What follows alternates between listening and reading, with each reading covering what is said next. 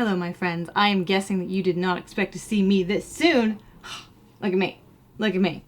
Blowing expectations out of the water because I have set the bar so low that anything I do now will exceed it. I'm so proud. Anyways, you may be wondering, and you may not, but I'm going to tell you anyway, you may be wondering how my devotional is going. Well, it's not finished yet, and I am past the 2-week mark. However, I am actually quite proud of myself because the last 2 weeks have been, and I just didn't, So between and having a lot of work to do all of a sudden, I just wasn't able to finish it. However, I have done my research, or I'm into my research of day 6, and I still have to do day 7, but it's coming along and I will finish them. I am very happy with what I've learned so far. I'm very happy with what I've done, what I've gotten written so far and everything. So it's happening. And if you have no idea what I'm talking about, that was referenced in my last video. I tried to do 7-day devotional in 2 weeks and it just didn't happen. However, we're getting close. Okay.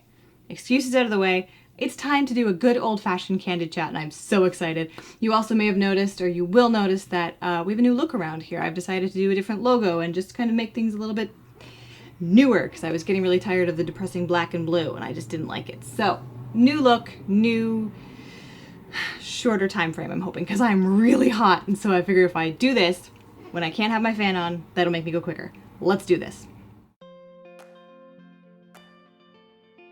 I'm sure you've heard phrases like, there are many roads that lead up the mountain, or there are many roads that lead to God, things like that, that illustrate the idea that you don't necessarily need to find one way to God, you can just make your own way. You can follow Buddha, you can follow Islam, you can follow all of these different religions or things that appeal to you. You can just be a spiritual person, you don't have to be a religious person. You can just do whatever you want as long as you're seeking Him, or as long as you care, at least a little bit, you will go to heaven because you will have found God on your own, right? Now, of course, hopefully you haven't heard too many Christians saying this because we know that that's a lie. We know that there is only one way to God. But a lot of people don't, I think. And there's this beautiful story in the Old Testament that I think perfectly illustrates this idea that there is only, truly, one way to God, no matter how absurd that may look to the world. So let's look at the story of Naaman, or as I like to call him, Naaman, in 2 Kings 5. But seriously, his name being Naaman and / Naaman works so well because in the story he's really just sort of like Naaman. So I'm gonna actually call him Naaman while reading this, but know that in my head I'm reading it as Naaman. So, Naaman, you probably know the story, you're probably familiar. If you're like me, you probably know the Adventures in Odyssey version in, I think it's BTV Obedience, which is hysterical. And the problem is when I read these stories now, I have all of those voices going through my head, so it's not, I'm gonna try not to use those voices, but I'm gonna read a little bit of it so you get an idea of Naaman's story, even if you are familiar with it. I was familiar with it, at least the Odyssey version, and this one's slightly more interesting, so I'm gonna read it a little bit to you. So, 2 Kings 5. Now Naaman, commander of the army of the king of Syria, which I find interesting because I never really caught on to the fact that he wasn't an Israelite. No, this guy was pure blood Syrian, probably. So now Naaman, commander of the army of the king of Syria, was a great and honorable man in the eyes of his master, because by him the Lord had given victory to Syria. So God doing this thing through Naaman made him a very honorable man and very likable in the eyes of the king of Syria. He was also a mighty man of valor. Now this is interesting because if you look up the phrase mighty man of valor, it comes up as Gideon, Jephthah, and King David, among others.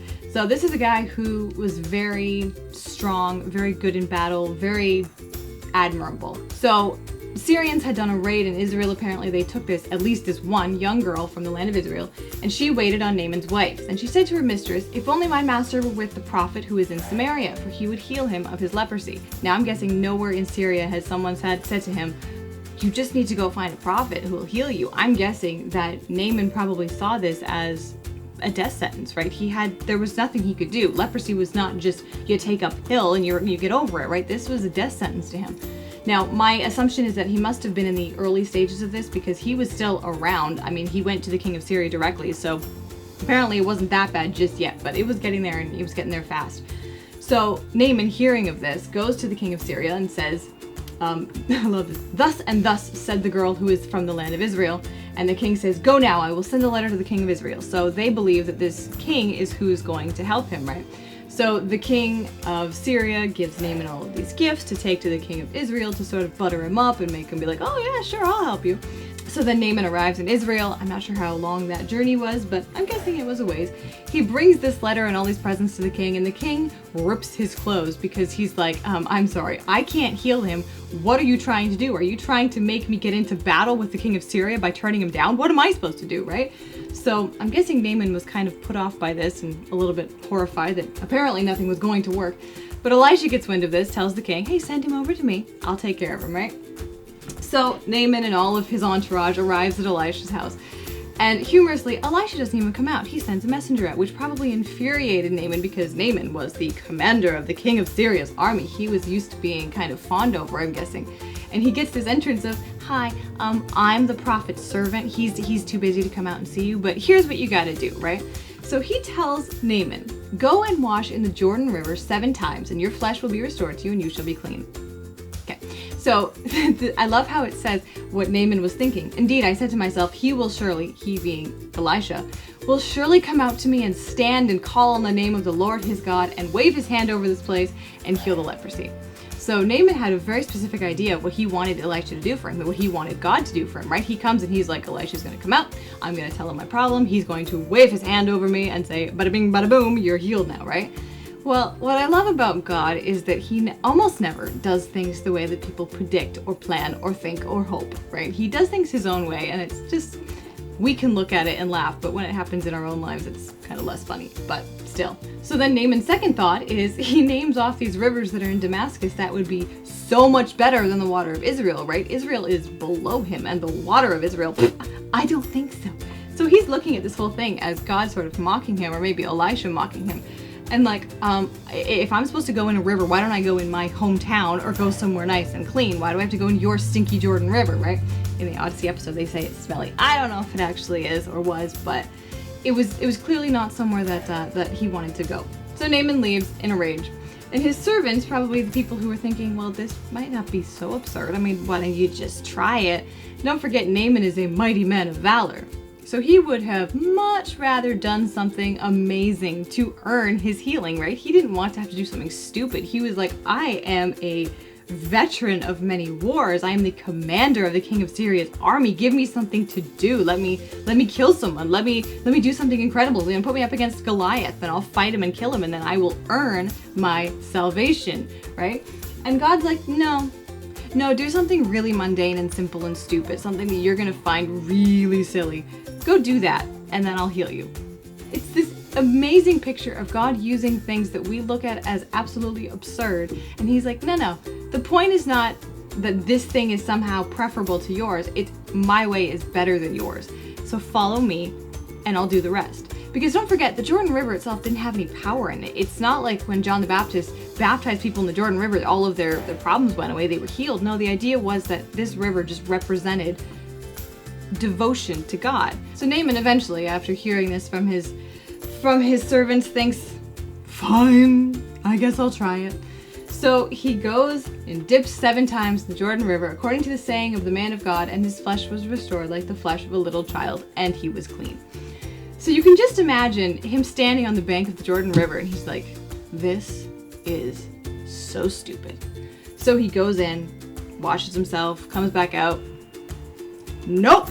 Goes back in a second time, and just keeps repeating this process until the 7th time he comes out, and he's like, oh my goodness.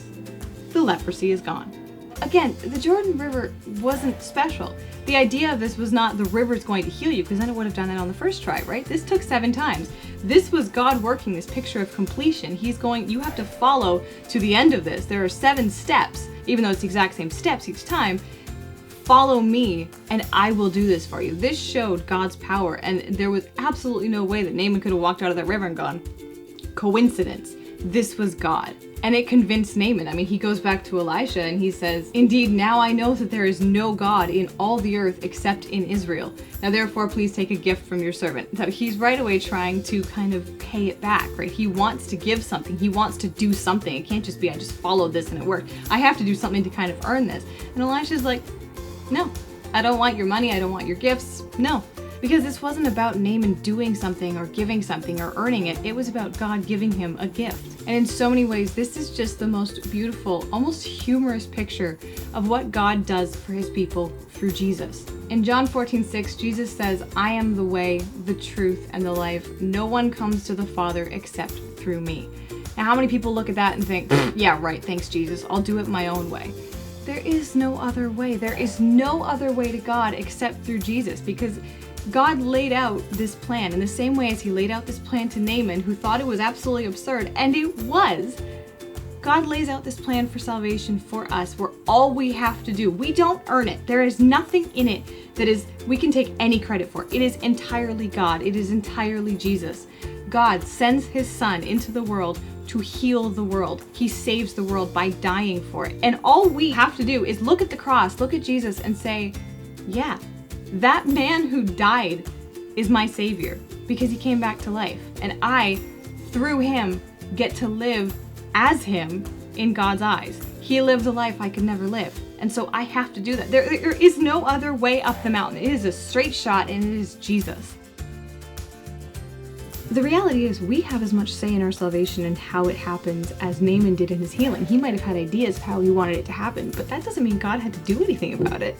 God made the way. Naaman had to follow. It's the same exact thing for us.